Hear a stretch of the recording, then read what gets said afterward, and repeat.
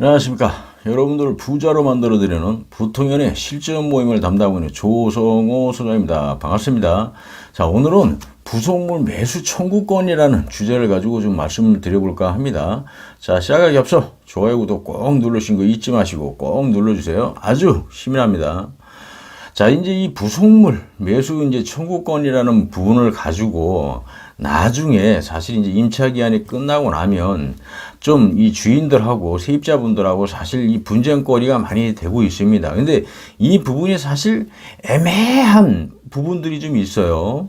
근데 이제 법적으로는 사실 이제 인정되는 부분도 많이 있어요. 그러니까 우리가 생각하는 것처럼 또 틀리기 때문에 또 판례도 틀리고 뭐 여러 가지 사례들도 있어서 우리가 사실 이제 건물을 좀 갖고 있는 분들은 좀 이런 부분에 있어서 좀 알고 계시면 그래도 좀 도움이 되지 않을까 생각을 해서 좀 말씀을 드려보려고 합니다. 사실 우리가 이제 그 임차인들이 들어와서 이제 좀 시간이 지금 흘러서 이렇게 있어서 자기가 장사하는 데 있어서 좀 필요한 부분들이 있거든요. 예를 들어서 지금 뭔가를 좀 설치해야 된다든지 아니면은 뭔가를 좀 수리를 해야 된다라는 어떤 그런 거를 주인한테 이제 얘기를 해서 동의를 얻으려고 하는 경우가 사실 있어요. 그러면 이제 우리는 아무것도 생각 안 하고 그냥 동의를 해줘 버리는 경우에 이제 이런 이제 문제가 발생이 된다는 얘기죠. 그래서 예를 들어서 이제 이 독서실 운영을 하시는 분인데 자기한테 이제 어떤 그 필요한 부분들이 있어서 이게 쉽게 말씀드리면 이거예요. 그러니까 그 임차인들이 자기 돈을 들여서 설치한 독립된 어떤 시설물이라고 생각하시면 될 것 같아요. 그러니까 이분 같은 경우는 독서실 운영하는 데 있어서 자기가 어떤 뭐 보일러 어떤 그런 부분도 좀 설치를 해야 되는 거고 또 옥상이 또 온수가 나오게끔 뭔가 설치해야 되고 뭐 펌프가 좀 또 필요하니까 펌프 이런 부분이 이제 필요해서 이제 동의를 얻어 설치를 했단 말이죠. 결국은 이것도 판례를 보게 되면은 결국은 이제 부속물 매수 청구권에 이제 포함이 되기 때문에 해당이 되기 때문에 마지막에 임차 종료하는 시점에 임차인들이 그 돈에 대한 어떤 돈을 요구하게 되면 임대인은 이 돈에 대한 것을 지불을 해줘야 되는 상황이 되는 거죠.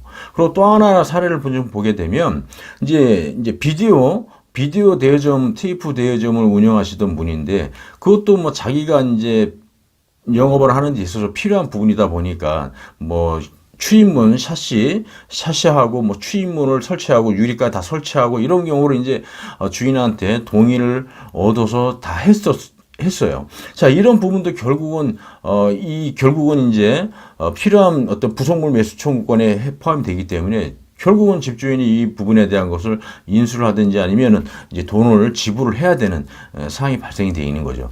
그러다 보니까 사실 이게 그러니까 좀 어떻게 말씀드리면 좀 애매한 부분이 있어요. 근데 뭐 예를 들어서 자기가 장사를 하는데 어떤 건물에 사실 어떤 그 가치 뭐 도움이 되는 어떤 그런 부분들 같은 경우는 사실 이 부속물 매수 청구권에 해당이 되는데 자기가 장사하는데 뭐 예를 들어 탁자 필요하고 인테리어 좀 하는 뭐 전기 조명 이런 부분들은 사실 또 해당이 안 되는 부분이죠. 그러니까 정확하게 사실 우리가 여기서 뭐 기준점을 이렇다 저렇다 말씀을 드릴 수가 없어요. 근데 이제 제가 말씀을 드리는 건 뭐냐면 우리가 사실 정확하게 어떤 장단점을 사실 정확하게 알질 못하니까 만약에 이제 임차인들이 뭔가 수리를 하고 싶다라든지 아니면 뭔가를 좀 설치해야 되는데 뭐 이거를 내가 하겠다 막 이렇게 해서 동의를 좀 얻으려고 하는 경우가 발생이 된다는 얘기죠. 그랬을 경우에는 우리는 그런 부분에 있어서 좀 동의를 해주지 말고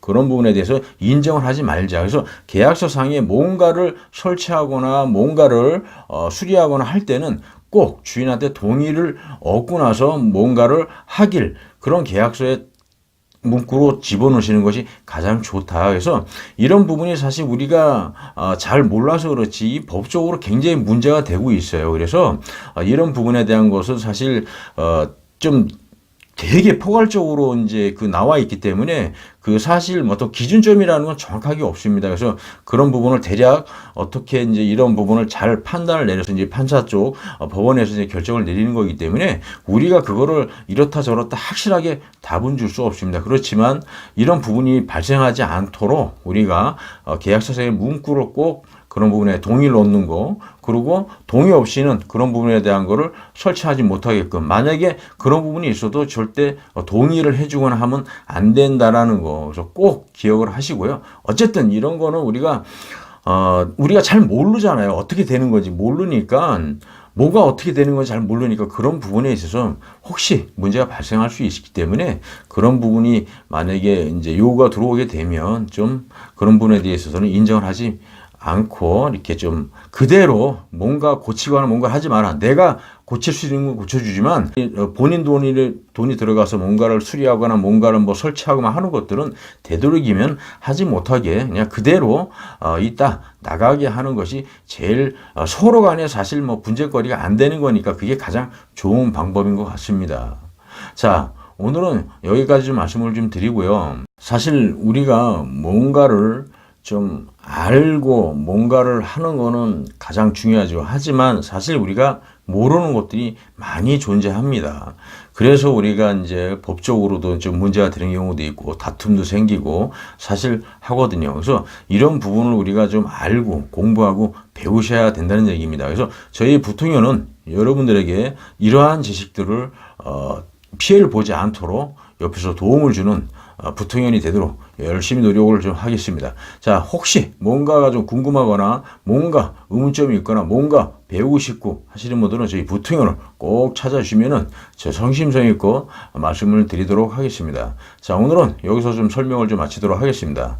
감사합니다.